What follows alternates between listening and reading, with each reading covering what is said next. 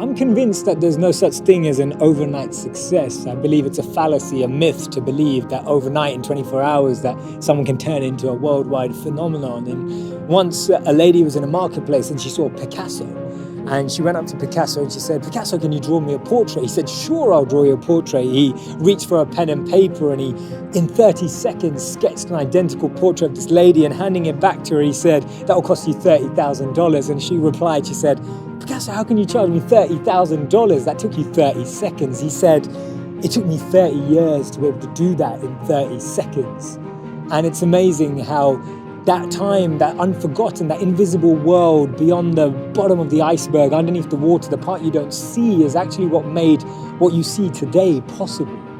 When you look at the definition of a failure in the English dictionary, it's defined by 3 words: lack of success. But that means we don't value learning. It means we don't value growth. It means we don't value experience and struggle. Our obsession with winning means that we're actually letting go of all of that which we could be learning at every single point. Since I was a young boy, I've been enamored with stories of failure, from biographies and autobiographies and books about people who changed the world and books about people who changed other people's world.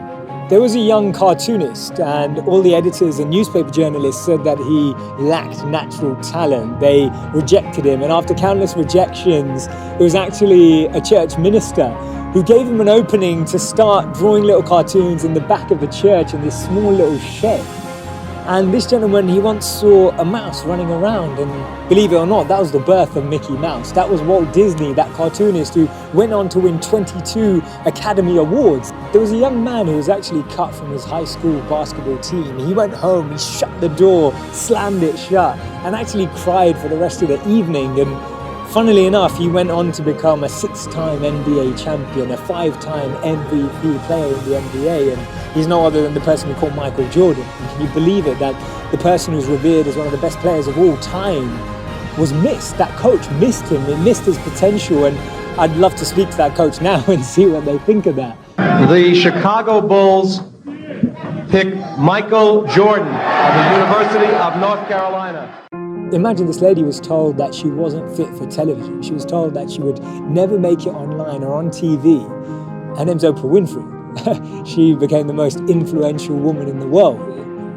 This has to be my favorite failure story of all time. I mean, his fiance died, he failed in business, he had a nervous breakdown, and on top of all of that, he failed and lost in 8 elections.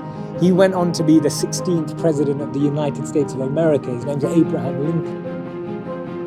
I actually believe that failure has the ability to lure success. Countless failures are almost doorkeepers to success, and every time you walk through one door, the gate gets bigger and the lock gets tighter, and it gets that much more difficult because we're being tested for our genuineness and our authenticity and our real desire to chase that goal, a real desire to actually embody the values that are needed to almost take responsibility for that success, to take responsibility for that position and the influence it brings with it.